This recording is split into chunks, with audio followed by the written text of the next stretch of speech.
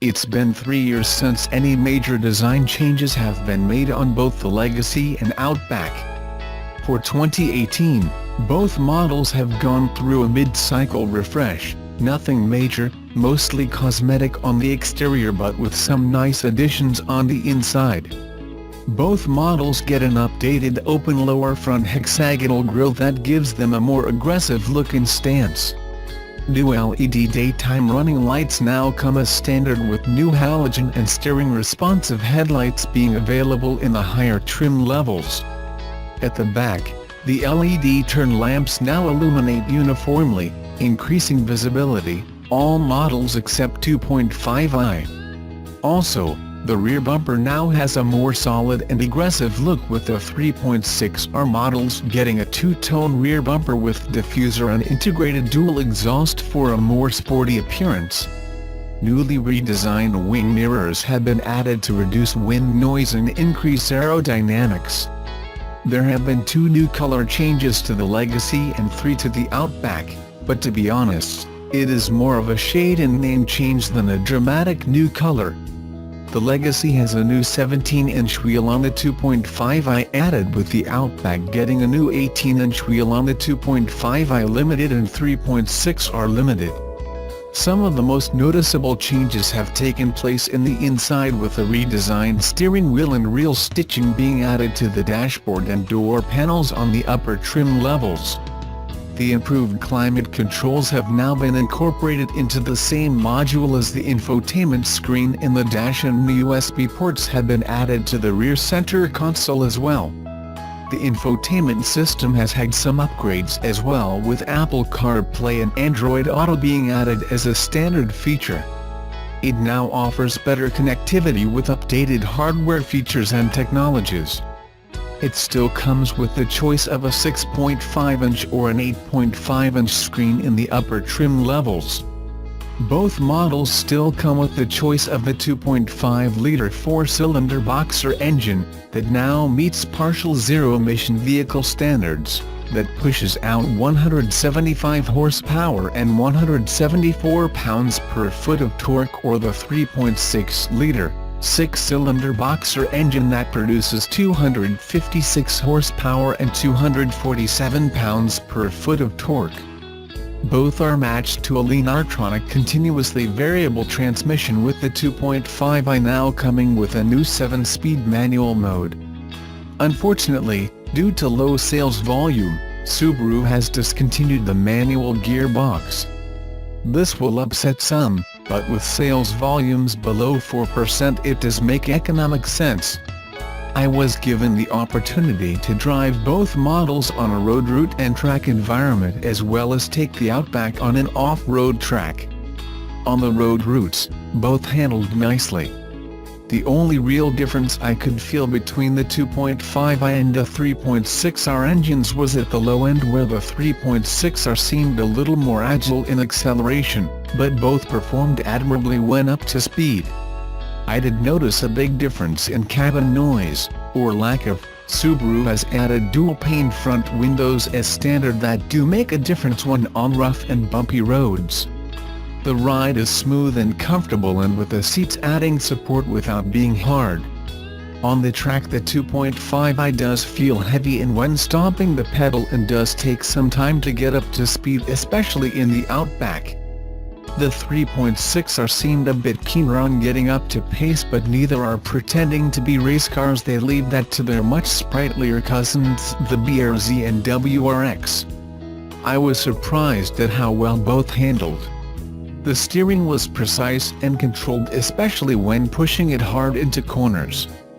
The braking is really good for a heavy vehicle, especially going at speed. Driving the Outback on the off-road section is where Subaru really shines. The symmetrical all-wheel drive, especially when combined with X-Mode, is second to none in this category. The track we were on was a combination of some steep inclines and descents, which really showcased its capabilities. On a couple of occasions I had one wheel on each axle clearly off of the track at the same time without any twisting of the bodywork. I proved this by stopping and opening and closing all the doors and hatch without any issues. The upgrades to the 2018 Subaru Legacy and Outback are not that huge but are enough to keep them viable in an already crowded marketplace. For those not so enamored of the high-riding medium SUV or double cab ute, all is not lost. There are still desirable wagons on offer, and the sportier offerings make for convincing all-round transport. When they're not busy ferrying youngsters, the rear seats can be remotely unclipped, and the hold space put to good use lugging long loads like kits at raised gardens, not saying we did, or a load of scrap firewood from furniture factory offkits, same story. Such offerings cost about as much as a well-equipped medium SUV and are generally less expensive than the range-topping double cab utes. We've just had the pleasure of driving a pair of these, both in the $55K area and both with turbocharged 2.0L engines. What's distinctly different is that one's front-wheel driven and the other a four-paw affair. But given they're both touted as sport tours, one even wearing an RS badge, the comparison seemed valid. The contenders.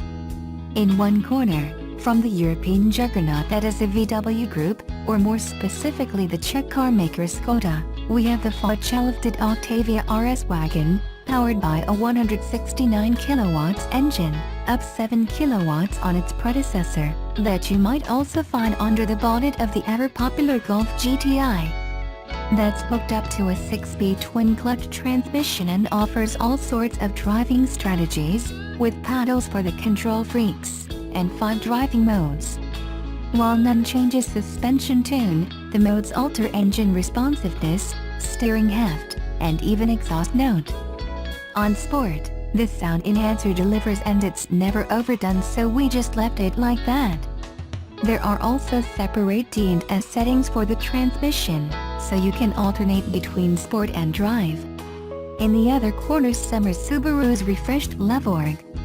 The minor facelift gives new alloys, grille, front bumper and headlights, while beneath the Bilstein suspension has been tweaked. New cabin technology includes a front view monitor to help with parking proximity, and a rear view mirror camera to help with clarity if the back seat is full of would-be NBA players. There are also better brake pads, an auto-on electronic park brake, a new 40/20/40 split rear seat, a 10-way driver's seat with dual memories and adaptive headlights with DRLs. A new lane keep assist function does just that. Subaru has increased the price by $1,000, so the lone GTS model now goes for $57,990. As before, Subaru's EyeSight ensures active cruise with a stop-and-go function, autonomous braking and collision warning. There's also the usual stuff you'd expect mirrored by Octavia spec, like ABS, ESP, dual-zone air, sat-nav, 7 airbags, comfort entry and LED headlights. They both have sports seats with heating, but in the Subaru there's also full leather upholstery, an electric sunroof, and permanent 4WD is standard. Both get torque vectoring by brake. Octavia retails at $52,890, but leather trim adds $2,500, and there's a similar cost for power seats up front, closing the gap. That said, the Octavia has an electric tailgate, behind which lurks a cavernous 610L of luggage space to the Levorg shallower 522L, expanding to 1740L and 1446L, respectively. Octavia also wins on rear passenger space, and has a wireless phone charger in front of the gear lever, a removable LED light in the back and an umbrella under the passenger seat. Plus it comes with Apple CarPlay and Android Auto, neither available in Levorg.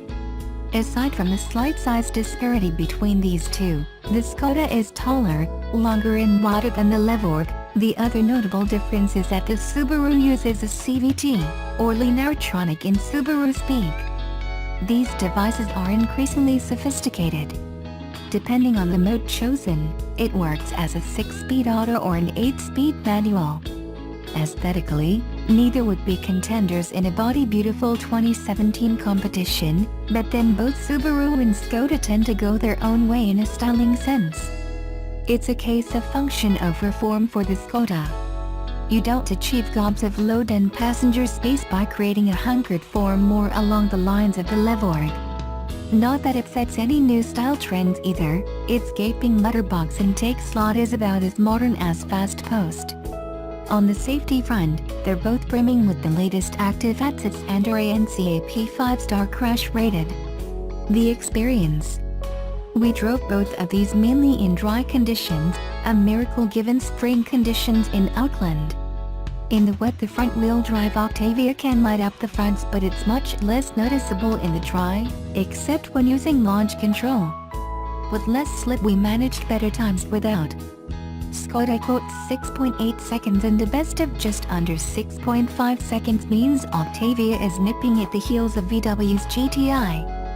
The reason is that it weighs just 50 kilograms more than the Volkswagen hot hatch, and considering its dimensions, 14-11 kilograms what is meritorious, particularly when the Levorg clocked in at 16-18 kilograms.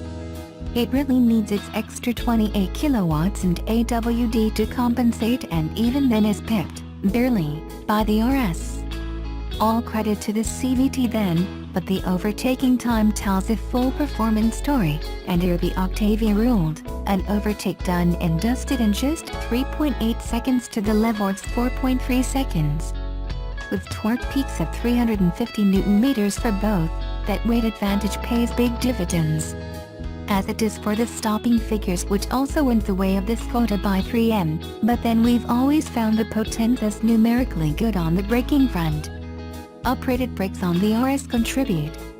At the pump, there's also a benefit, though you cannot really rely on computers to tell the whole truth. Nonetheless, the Subarus wouldn't budge below 12 in out-of-town running, while the Octavias didn't get much above 11. Most of the time the figures were mid-12s and mid-10s, respectively. On road, other factors come into play and the two are much closer than the numbers suggest. In point-to-point running, they're neck and neck. Each of these features a gearbox that's a bit different from the normal 6-speed auto. The CVT doesn't really have any gears as such, being continuously variable, but most of the time it acts like it does, for there are 6 steps when treated as an auto. Massage the throttle gingerly and no gear shifts are perceptible. Both of these cars feel a bit flat when driven in their normal operating modes during rural adventuring where more revs and performance are required for extra speed. Octavia gains a palpable lift in responsiveness when sport mode is selected for the engine, but the normal transmission mode remains economy driven, heading for higher gears too early, while the sport setting holds revs a bit high, to around 4,500 RPMs.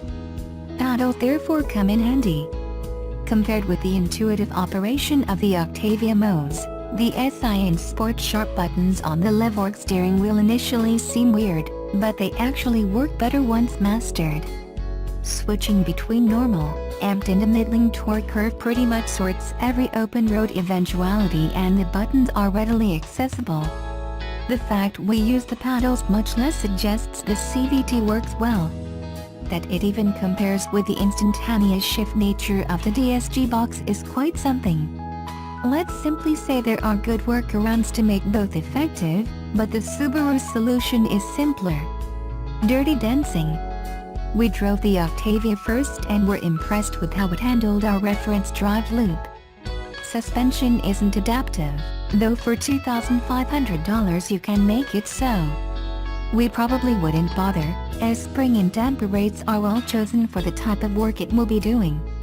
It handled our roughed up back roads with aplomb, steering accurately if not quite meaningfully through its variable rack, though in the sport setting there's a bit much heft. That's easily sorted by selecting normal weighting in the individual mode. Pushed along, it surrenders eventually to understeer, but grip limits and composure are good, aided by tweaked rear suspension and a track wider by 30 mm. Brakes are good too. It impressed us, but then we drove the Subaru over the same roads, and it impressed even more. The front end is kept under slightly better control, pushing wide later in the piece. The suspension tune is typically Subaru, long travel, and supple. Both can crash into squared off ruts on occasion. There's a bit more roll compared with Octavia, but the plusher ride compensates, at both urban and extra-urban pace. The steering is better too. Weighting is excellent and there's not too much patter, with good off-center progression. The wheel is leather-bound and initially felt slippery, but not for long. Don't really want to know why. Driving position favors the Skoda. You're sitting too high in the Levorg. Regular height people may not find this an issue. Seats in both are sports encompassing, those in the Subaru firmer, but the softer suspension compensates. Both have lumbar adjustment. The center console has a sharp edge that rubs your left knee in Octavia. In Levorg you can brace yourself for corners with both knees, as it should be. Bottom line. Most buying in this area won't need 4WD, and will feel Octavia fits their brief perfectly, with gobs of power, great performance and economy on account of surprisingly low weight, and sensible fit-out, both for safety and convenience. It's a space station too. For Subaru fans, outdoors adventurers and those into their dynamics, the Levorg takes the win. It matches the Skoda on the safety front but is edged for straight-line go and people and gear-swallowing ability. It depends then largely on your priorities. We doubt either will disappoint.